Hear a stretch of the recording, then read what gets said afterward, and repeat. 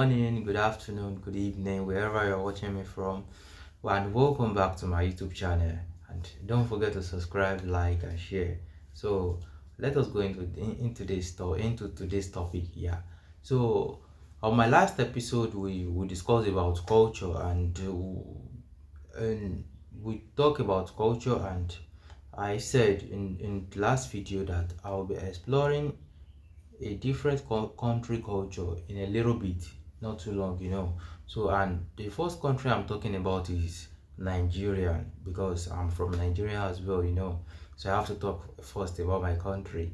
So, and the first tribe I'm talking about in Nigerian is the Nigerian Yoruba culture. So because we have a lot of tribes in Nigeria, and but the three main leading tribe in Nigeria. So I'll be exploring them a little bit. So that's it. So that is what I discussed about in my last episode. If you haven't watched it, you can go under my profile and watch it out, and drop your thought and comment as well. Thanks for watching. I really appreciate that. So on today's episode, we'll be discussing about the Nigerian Yoruba dress. So what is Nigerian Yoruba dress? Nigerian Yoruba dress is one of the main symbol to know the Yoruba people as well, because every culture and every country have their ways of symbolizing them. Like they have their ways of how we can know the kind of people they are, who they are, and where they are from. So even if we met them on the way, we can know that this is from this country, from this tribe in this country. So that is what every dresses represent. So Nigerian Yoruba dresses is one of you know Nigerian Yoruba dress is one of uh, the most richest the most richest dresses in Nigeria, because it takes a lot of things, because before we get this that to combine them together, it takes a lot of money as well. So that is why we can call it one of the most richest country one of the most richest culture in Nigeria as well. So Yoruba traditional dress is a beautiful and vibrant representation of the Yoruba rich culture and history. You know, is a dress, a beautiful, vibrant representation of the rich culture and history of the Yoruba people in Nigeria. So that is a short definition of Yoruba Nigerian dress. So, and when we talk about dresses, what are the type of materials they use to make their clothes, and how did they made it? Like every cloth they wear were from which materials? Like every clothes they wear were from which materials? So we have to explore that as well. Number one of their main materials main materials for their clothing is Aso-Oke. We have different type of materials, main materials they use to recognize them, because that is back then. Because presently we have different clothes. Every world, every in the whole world, in every country, we have different clothes right now. But the origin clothes, their original materials back then, what are the types of their original materials back then? And number one is Aso-Oke. Aso-Oke. This is the picture of Aso-Oke here. And Aso-Oke is a traditional hand woven cloth. It is a typical used for special occasions such as weddings, festival, and other celebrations. So that is what they use Aso-Oke for. I mean Aso-Oke is a traditional hand woven cloth. It is a typical used for special occasions such as weddings, festivals, and other celebrations. And the second one is Adire, and this is the picture on the screen. Adire is a tie and dye cloth made by resisting part of the fabric from the dye to create intricate patterns. It known for its vibrant pattern and deep cultural significance. That is adire for you. Adire is a tie and dye clothes made by resisting part of the fabric, from the dye to create intricate patterns. It knows for its vibrant patterns and deep cultural significance. So that is tie and dye for you in a short. And the third one is Ankara. Ankara as well. Ankara. Why not originally Yoruba dress? Ankara is a little bit different from tie and dye and the and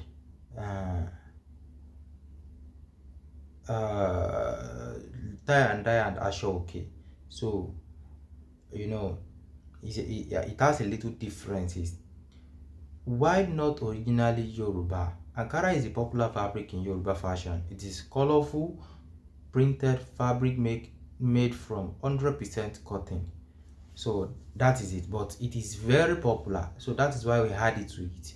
Ankara is very popular because Ankara is a little bit different, but we can say it is part of Yoruba dresses as well. But another country, another countries are using it as well, and most especially in Africa. So that's it. And Aso-Oke, number four, Aso-Oke. Aso-Oke is a locally woven fabric similar to Aso-Oke, but often lighter and used for casual as well. Aso-Oke is different from Aso-Oke. Aso-Oke is used for special occasions such as wedding and festival and any other occasion like it. That is what we use Aso-Oke for. Why Ofi is a locally woven fabric as well, similar to Aso-Oke, but often lighter and used for casual wears. Well, how do I put it? When we are going outside, we have special clothes for special occasions as well, and while at home, we have a wears that we use at home to play around, to walk around, to do anything we want. So that is what is Aso-Oke stand for. Aso-Oke is a casual wear that we made for running errands, to do anything as well. So, and the number five is lace. Lace is a delicate fabric with open work pattern. It is often used for making elegant outfits for special occasions. So lace also is one of the most expensive clothes in Nigeria, same as Aso-Oke and tie and dye. You know, is an opening pattern clothes that is used for special occasions as well. So because and I can remember it clearly back then. Aso-Oke is one of the most expensive clothes back then in the history. When you wear lace as well back then in the history, the people will recognize you as one of the most richest person as well. Like, before you get this kind of clothes, that means you have put a lot of effort. So that is what lace stand for as well, back in the story, but not now. Not now, because things has changed. So that's it. And now let's go into how they make use of how they make use of all these materials we have mentioned as well. Let's go into that. So let us explore that as well. And number one, for women, let us talk. Number one, let us talk about women dress, how women make use of the materials to sew their clothes. And number one is Buba. Yeah, you'll be seeing on the screen Buba as well. Number one, Buba. Buba is a loose fitting blouse with elaborate motif. Buba is one of is a clothing style that it will have it will make you have a free movement. Like, it will look big, but beautify your but it will beautify your body and give you a free movement. to free yourself, going, coming. That is why we call it a loosen fitting blouse with elaborate motif. With elaborate motif, like it makes you have a free movement, like going, coming. You have a free let me put it that way. It allows you to be free. It is not something that we just have to tight you so much that you won't be free from your movement. And the second one is hero. Yeah, don't forget every materials I've mentioned back then, from Aso-Oke, lace, and adire. All these materials can be used for all these dresses as well, to make Buba, Hero, Ipele, Gele. But every one of it have their specialities. So now let's go into Hero.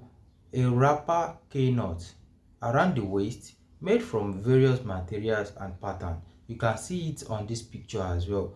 Hero is a wrapper K-knot around the waist, made from various materials and patterns. We can use any materials to make hero, and we can use any materials to make buba as well. So wrapper is one of like the most easiest pattern, is one of the most easiest design back then to